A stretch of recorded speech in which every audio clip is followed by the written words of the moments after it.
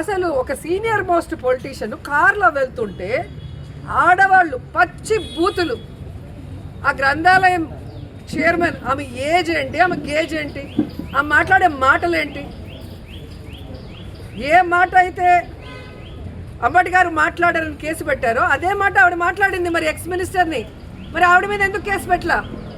అంబటి గారు ఇంటికి వచ్చాక రెచ్చగొట్టి దాడి చేస్తే తెలియక ఆవేశంలో అన్నాను, వెనక్కి తీసుకుంటున్నానని క్లియర్ కట్గా మీకు చెప్పిన తర్వాత మీరు కేసు పెట్టారు. మరి ఆవిడ ఇంతవరకు క్షమాపణ కూడా అడగలేదు. మరి ఎందుకు కేసు పెట్టలేదు ఆవిడ మీద?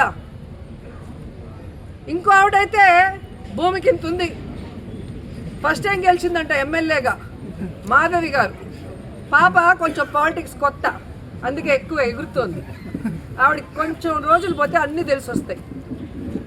అసలు ఆమె ఇంటి ముందుకు వచ్చి ఆమె మొగుడు రౌడీలు గుండాల్లాగా, అంటే ప్రొఫెషన్ గుండాలు అనుకుంటా, ఎమ్మెల్యే కాకముందు చిల్లర రౌడీలు జోబు దొంగలు చేస్తూ ఉన్నారేమో, ఇక్కడికి వచ్చి వాళ్ళు ఏ విధంగా రౌడీజం చేశారు, ఆ తర్వాత ఎలా వార్నింగ్లు ఇస్తూ ప్రెస్ మీట్ ఇచ్చారు, జగన్ గారు వస్తుంటే మళ్ళీ ఎలా మాట్లాడారు, మళ్ళీ ఇప్పుడు ఎలా మాట్లాడుతున్నారు మీరు చూస్తున్నారు.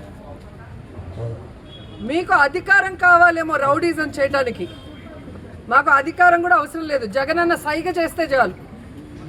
కానీ మాకు విలువలు ఉన్నాయి, క్రమశిక్షణ ఉంది.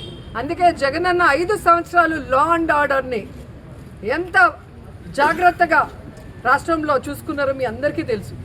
ఎవరి మీద తప్పుడు కేసులు పెట్టలేదు, ఎవరిని హింసించలేదు, ఎవరి ఇంటి మీద దాడి చేయలేదు.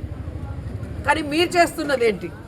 రెచ్చగొట్టే దారిలో ఈరోజు ఆడవాళ్ళు ఉన్నారు ఇంట్లో, అంబటి గారు వైఫ్, పిల్లలు, అల్లుడు, మనవరాళ్ళు, ఇలా పగలగొట్టి ఇంట్లో దూరేసి వాళ్ళు ఏదైనా చేస్తే పోలీసులు నించో చూస్తున్నారు.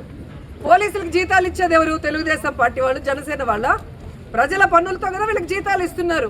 మరి ఏదైనా ఇన్సిడెంట్ జరిగినప్పుడు ఇమీడియట్గా రియాక్ట్ అయ్యి వాళ్ళని కాపాడాల్సిన బాధ్యత పోలీసులకు ఉందా లేదా? ఫోన్ చేస్తే ఎస్పీ ఫోన్ ఎత్తాడు, పోలీసులు ఇక్కడ నించుంటారు,